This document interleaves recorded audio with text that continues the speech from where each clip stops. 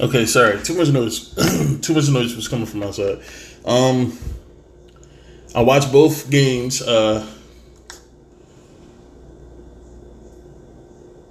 Congratulations to the San Francisco 49ers. Congratulations to the Tennessee Titans for getting the job done. Um, I think the 49ers showed why they are a favorite to advance to the Super Bowl and possibly win it all. I thought Baltimore was going to make that statement as well, but yeah, they didn't. They struggled, and I'm not going to say they surprisingly struggled because I've been saying it for as long as it's been a storyline. This offense, I don't believe is sustainable. It's not something that you can ride. You can build a dynasty out of. This does not seem like the kind of offense. And I said, and I've also said, like, in order to beat Lamar Jackson, you would have to take away what he is comfortable with and force him to improvise and force him to be creative. Like, when you force him out of his comfort zone, because I don't think Lamar Jackson is a creator. Now, when I say that, I'm talking about his ability to run the offense. Now, his ability to create with his legs is different than running an offense. Quarterbacks run an offense. Running backs create with their legs. Okay? Now, I'm not saying Lamar Jackson isn't a quarterback. He's a quarterback. He can pass. But I think that when we get down to the technical side of quarterbacking, I don't think that he measures up. Okay? And now, like I said, Lamar Jackson will most likely be the MVP this season. But the real MVP for that team is John Harbaugh. He built the system that highlights what Lamar did well or what he's good at.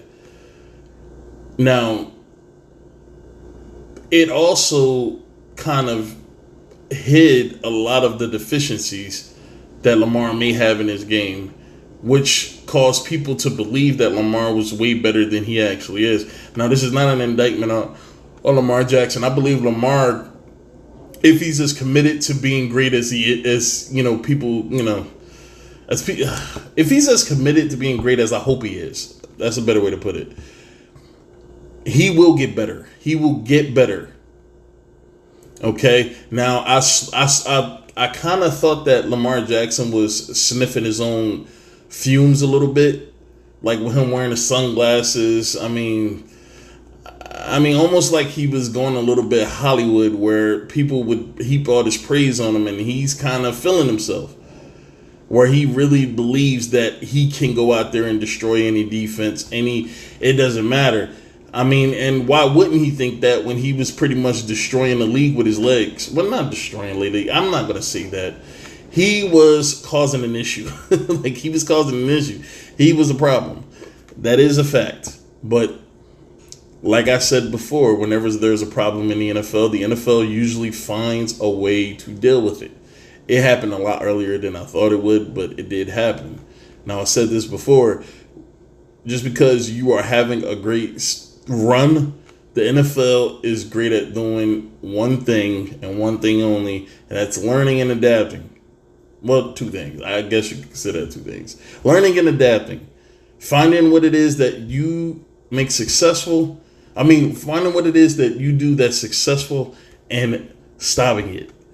Now, Mike Vrabel and the Tennessee Titans proved that this offense isn't all it's cracked up to be. All the hype surrounding this offense was nothing but hype. And that's not an indictment on Lamar Jackson. I think Lamar, he'll grow. Hopefully they'll change the system, they'll tweak it to where when one thing fails, there's a backup plan, or you would have to have at least 2 or 3 contingencies, but if your offense is not effective, well, I'm pretty sure you understand what I mean. But I do think that Lamar, he struggled. They kept him in that box. They stopped him. And they forced him to try to make things happen with his arm. They forced turnovers. They got into his ass. They fucking sacked him. There was a couple times where I saw where he was really trying to get the fuck out the pocket and he was trying to get downfield, but they had him in a box. He didn't know where to go. He looked confused. And that's the way you neutralize a mobile quarterback, man. You have to make him second guess himself. I've been saying it all week. You have to make him second guess himself. If you make him second guess himself, he will not play like he did all season. You have to do that, and that's what the Titans did. Congratulations to them. Let's get to it. All right, Titans-Ravens from Baltimore. This has been a weird matchup in the playoffs. This will be the fourth postseason matchup. The road team, the lower-seeded team, had won every... And I said this at the beginning of the season when I was doing my my week-by-week predictions. I said this when the Titans played the Cleveland Browns. The Titans are one of those teams that you never really know who they are. They'll either play like complete trash or they'll play like they're one of the hottest teams in the NFL. And right now they're on a massive hot streak. They are one of those teams. They're like the Falcons. You never know if they're going to go on a big run or if they're going to just look like dirt. And right now they're on that hot streak. Free time. And league MVPs. None had won the Super Bowl since 1999. You know, Lamar Jackson, early on, maybe a little of that curse. That was a little bit. If you see that pass again, I'm about to rewind it. But when you watch that pass, it looked like he overthrew the tight end by at least a yard. And league MVPs, none had won the Super Bowl since 1999. You know, Lamar Jackson, early on, maybe a little of that curse or bad luck right off the hands of Mark Andrews, intercepted by the Titans. They bring it. It's no fucking curse. See, I hate when they do this shit, man. They're trying to make it seem like it's everything else but this team not playing well. And Tennessee really exposing them for what this offense really is. Like, that's all it is. There's no curse. I mean, it was no fucking... nothing, but they just didn't play well. That's it. That's all it was. Back to midfield. You know, Jackson's gone 252 pass attempts without a pick. Off the turnover, Ryan Tannehill. And Ryan Tannehill pretty much redeemed himself. Ryan Tannehill, I said it before, Ryan Tannehill is an incredibly talented quarterback. His only problem in Miami was he could not stay healthy. Like, you could get him down and keep him down if you hit him enough. And he used to get hit a lot. So, hopefully in Tennessee he's able to redeem himself. Hopefully they get to the Super Bowl, but we'll see. First pass attempt of the game. Jonnu Smith, nice catch. Score, counts. That was a great catch. I remember seeing that. I didn't even know if it was a touchdown because I didn't know if he bobbled the ball going to the ground. But, yeah, that was a great catch. But in the end zone, that works. Titans up 7-0. Mike Vrabel says, count it, baby. Then early second. Off a Ravens turnover on downs. They were stopped on 4th and 1. Ryan Tannehill. Khalif Raymond. What? They just took advantage of this defense. And that was my thing going into this game. I wanted to see what Baltimore's defense would do because I would have thought if the offense struggled, the saving grace of this team would have been that defense. And Tannehill destroyed the defense. Let's get back to it. Tannehill. Khalif Raymond. What a move he made on the corner. And what a catch. Titans up 14-0. There it is. Got to get off fast. Ravens not really built to play from behind. You know, they were 8 for 8 on 4th and 1 during the year. Oh. So why would we think this offense is so damn dominant? If they're not built to play from behind, why would we think that? See, that's the difference between all smoke and mirrors and legitimate substance. If an offense is down, like if the team is down, but the offense isn't explosive enough to fucking bring them back, why would we think that this offense is anything more but smoke and mirrors? For real, like, why would we think it's anything more than that? For 2 tonight, second time Lamar Jackson denied on 4th, in this case, less than a yard. Yikes. John Harbaugh not liking it. Now off the turnover. Marcus Mariota moves out. Wait, what? Wildcat. Direct step. Jump pass. Davis, touchdown. First postseason pass for a touchdown by a running back since 1987. Ryan Tannehill, you are going to the AFC Championship game. That is it. Count it. Lamar Jackson threw 59 passes. He rushed for 143 yards. But he threw 59 passes. Mark Ingram had 6 attempts. A total of 30 yards. Marquise Brown went off. And I believe Marquise Brown might be why Lamar Jackson passing numbers look better than what they probably would have if Marquise Brown didn't really play that well. But